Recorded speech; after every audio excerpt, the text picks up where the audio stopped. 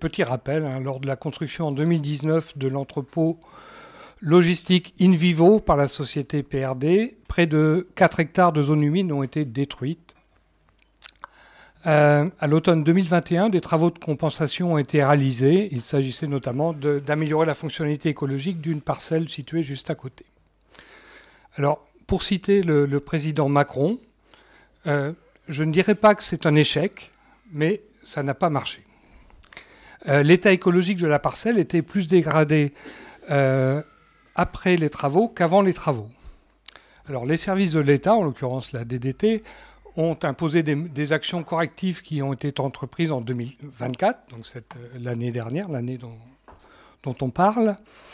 Alors, par exemple, une nouvelle mare avait été creusée à la pelleteuse, mais malheureusement, elle ne tenait pas l'eau, ce qui est embêtant pour une mare. Résultat, donc, on a ajouté donc, en 2024 du géotextile pour la rendre étanche. On peut dire quand même qu'une mare en plastique, ça n'a pas grand-chose à voir avec une mare naturelle, ni en termes de fonctionnement, ni de biodiversité.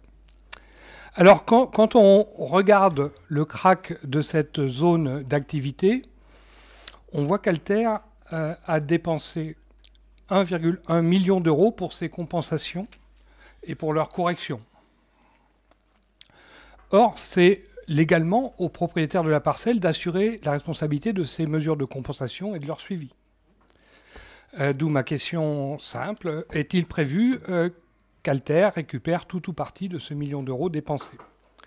Et puis, deuxième question, puisque vous tenez absolument, semble-t-il, à lancer une nouvelle Océane qui détruira de nouveau de nouvelles zones humides, est-ce que vous avez déjà prévu des zones de compensation en avance dans le voisinage pour ces zones humides qui seront détruites, ce qui passerait d'une compensation à la demande à une compensation à l'offre, ce qui est un processus assez intéressant puisque ça permet de revendre après les zones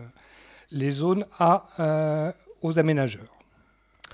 Alors, de façon plus globale et plus générale, les études sont claires. Dans 80% des cas, les mesures de compensation ne permettent pas d'éviter une perte de biodiversité. Les compensations écologiques sont donc bien souvent de l'esbrouf et comme un permis de détruire la biodiversité en toute bonne conscience.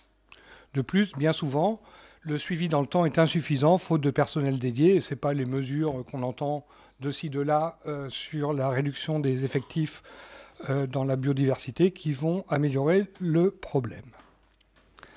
Alors pour conclure, je dirais qu'on dit souvent que la compensation écologique est un moindre mal, mais il ne faut jamais oublier, comme le rappelait Hannah Arendt, que ceux qui optent pour le moindre mal tendent très vite à oublier qu'ils ont choisi le mal. Merci.